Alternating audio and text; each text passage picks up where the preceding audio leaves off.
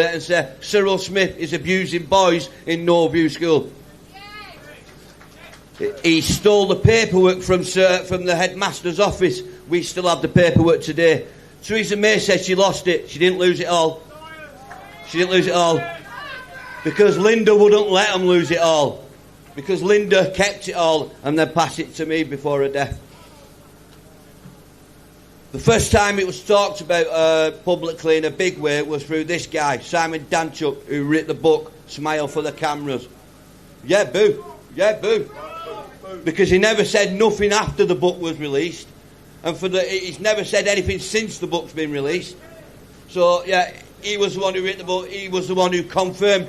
They called Linda Phillips a liar. They sacked Martin Deegan as not good enough for a teacher for the school. But these people were the only people who were telling the truth. Simon Danchuk used that and wrote himself a book. But on the back of Linda's campaigning, along with myself and Martin Deegan, we managed to get the Ixer inquiry into Rochdale.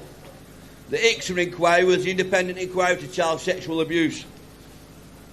And this is where the true horrors of Norview were exposed. And Smith Street toilets, I must say that. So there was Norview School and Smith Street toilets. The Director of Education at the time, Diane Kavanagh, this lady took bets on which were the next kid to be abused in the toilets. This was all revealed in the Ixer inquiry, guys. I don't make this up, it's all there for you to read yourself. David Lord Steele knighted Cyril Smith 5 years after knowing he was a paedophile. These are the people who were responsible, because after he found out he was a paedophile, didn't hold him. He was also the leader of the Liberal Democrat Party. He decided to allow Cyril Smith to continue abusing Rochdale's boys, and it weren't just Rochdale boys. There was boys here in Westminster that was also being targeted by these people. These knew, and they could have stopped it. When I tell you accountability, and the bookers who are accountable, this guy is one of them. This guy could have stopped it if he did his job. He didn't. He's responsible for the abuse of Rochdale's children. Richard Farnell. Richard Farnell was the council leader of Rochdale, Cyril Smith's best mate. Richard Farnell was accused of lying to the Ixer inquiry. He had to resign his seat. He's dead now, thank God. But he's also one of those people, again, who were responsible. I told you I'm going to tell you all who were responsible for the abuse of Rochdale children. This guy is right at the top of the list. Liberal Democrat Paul Rowan. When the abuse of Vice Cyril was reported to Paul, who was the MP of Rochdale at the time, he said, I took it with a pinch of salt. He took the abuse of children with a pinch of salt. Absolutely unacceptable, absolutely accountable, absolutely responsible for the abuse of Rochdale's children.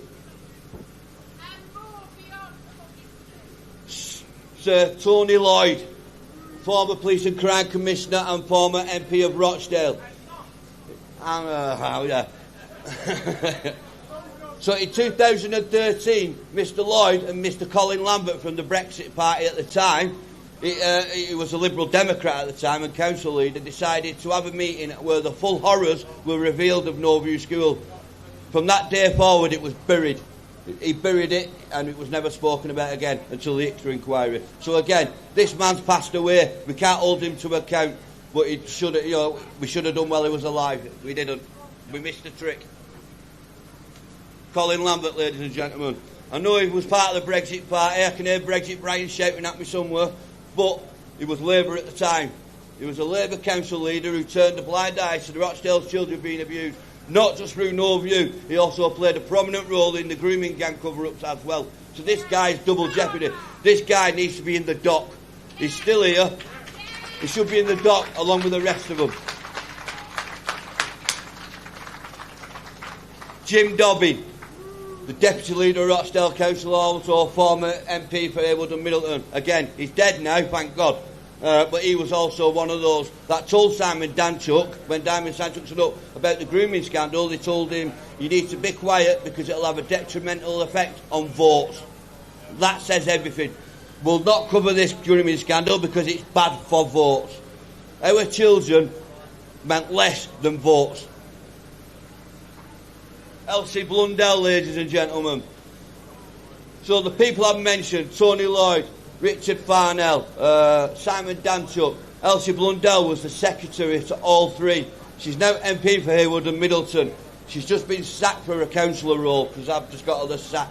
So she's got the sack. And I'm not just going to get her the sack, I'm going to take her fucking seat as well. Sorry for swearing, I won't do it again. So Elsie Blundell, ladies and gentlemen, she stayed silent and she stays silent today. She's one of the people who knew everything. She sat in meetings with Tony Lloyd, with Richard Farnell, with Simon Danchup. She wrote the minutes for Smile for the Camera, yet she's never ever publicly spoke about the abuse of Rochdale. She's accountable. She should be one of the people in the dock. But we all know where it stems from. So in 1986, I'm coming to you, love, don't you worry. Don't you worry. So we all, has anyone heard about the paedophile information exchange? Yeah, well, it was supposed to have been defunct in 1986. I can tell you today that's absolutely lie. That organisation is still here today. If you don't believe me, look into Labour 25. Over 75 Labour MPs, councillors, members convicted for abuse against children. That's a large number for one political party. And that's what's going on. That's Labour 25. Don't take my word for anything I'm saying. It's all checkable. I've just put a lot of time and research into putting it all together. Now we're getting to the nitty-gritty. 3 girls. There wasn't 3, there was 49.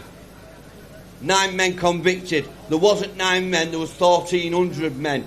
Many of them still walk around my town today with their head held high. I wish I knew who they all were because I'd expose them, whether they'd be charged or not. But there's obviously under the banner. There was 1,400 men who abused the children in my town. Did anyone see 3 Girls TV programme? Yeah. Did anyone see Betrayed Girls that followed it?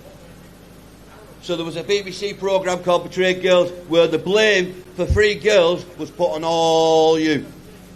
The far right, they said, you're far right and it's your fault that this didn't get dealt with because you came to Rochdale and you politicised it. They blamed you. If you don't believe me, guys, search these programmes, watch them for yourself. It's there, Betrayed Girls.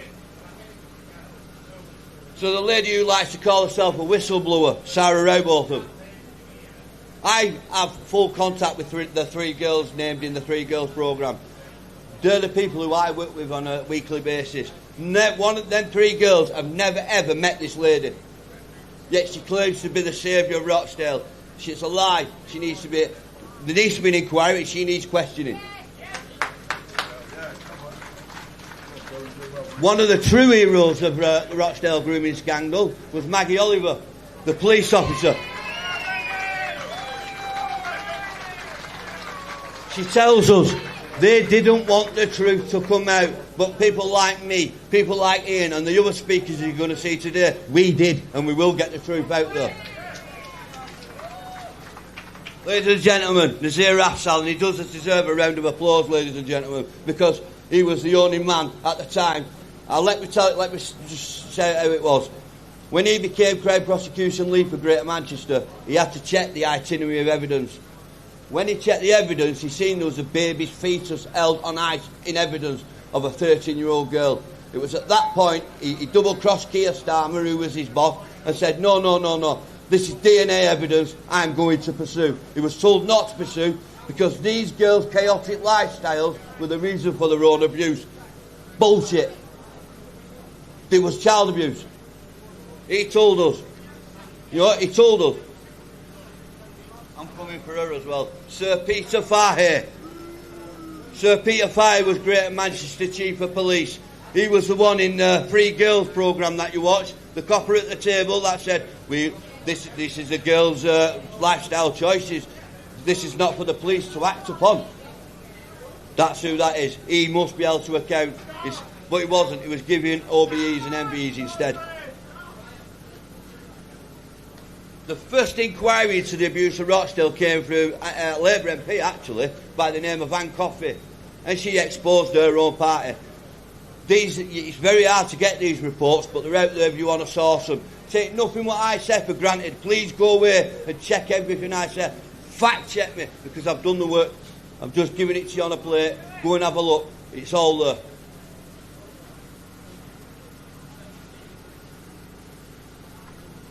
Excuse me, guys. Right, so the first, Andy Burnham says, we've had ICSA inquiry. Well, the ICSA inquiry never covered Rochdale grooming scandal. It covered Knoll View. It covered Cambridge House. It covered Smith Street toilets. That's 3 scandals already. It's covered them, but it never, ever delved into, not just in Rochdale, but right around the UK, ICSA inquiry was told, do not get involved in the grooming gangs. Do not look into grooming gangs. So what Andy Burnham did, he said, let's have an operation review. Let's have a look at a assurance review into Operation Augusta. And this is when we actually found out the true horrors of what was happening in my town of Rochdale. Well, there wasn't 49. It turned out there was hundreds. There was hundreds. Yes, sir, yeah. It's still going on. Then they did, we'll have a look at Operation Span. Operation Augusta, ICSA inquiry, now we're on to Operation Span. And it's covering the same thing, police investigations into the abuse of children. Ladies and gentlemen, of the 3 inquiries I've just shown you, the Real Voices by Ann Coffey, the GMCA, Augusta and Span reports, the ICSA report, I can tell you now, not one person of authority has been held to account for them 4 reports. Yet in them 4 reports it shows corruption, it shows cronyism, it shows malfeasance, malpractice, and it shows an absolute failure to protect our children. The Rochdale Observer is my local paper. This was about 3 weeks ago. That's the headline. They were stopped. Yeah. Vulnerable youngsters were treated as sex slaves. Children raped and abused in hotels, police data suggests. The data didn't tell them. I fucking told them. Sorry, I told them. Many a times I told them 24/7 in Oldham was being used as a pit stop for paedophiles. It's never been busted. It's never been rolled over. They've never checked. You need to collapse. Children down. So I held a protest in St Peter's Square on the 22nd of last month, and I did so because of this headline: officers won't be punished. Despite Operation Augusta, ICSA and Span, officers will not be punished for grooming gang failures. And they're over there. It's Starmer! I'm coming to it next, my lord. No one escapes, Billy. Good job, Billy!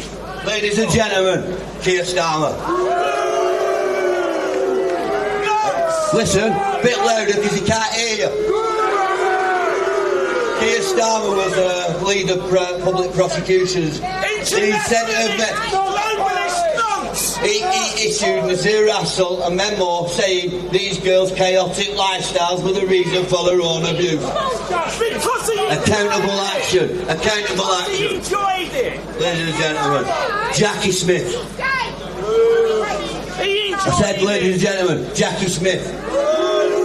The former Deputy Prime Minister, the former Home Secretary, and the one who sent the memo to Nazir Hassel saying these girls' chaotic lifestyles were the reason for their own abuse. Detached morality. Accountable action. In the dock, go to jail. Ladies and gentlemen, Gordon Brown, the former Prime Brown. No, he must have to hear you. You've got to do it louder than that. Because it was ultimately his decision for the UK's children to be disregarded, abused at the rate of knots, not just in Rochdale, but right around the country. This guy should be held to account. This guy should be arrested. This guy should be in the dock. Guys, I want to thank you for listening to me today. Guys, this is going to go from strength to strength to strength. We might not be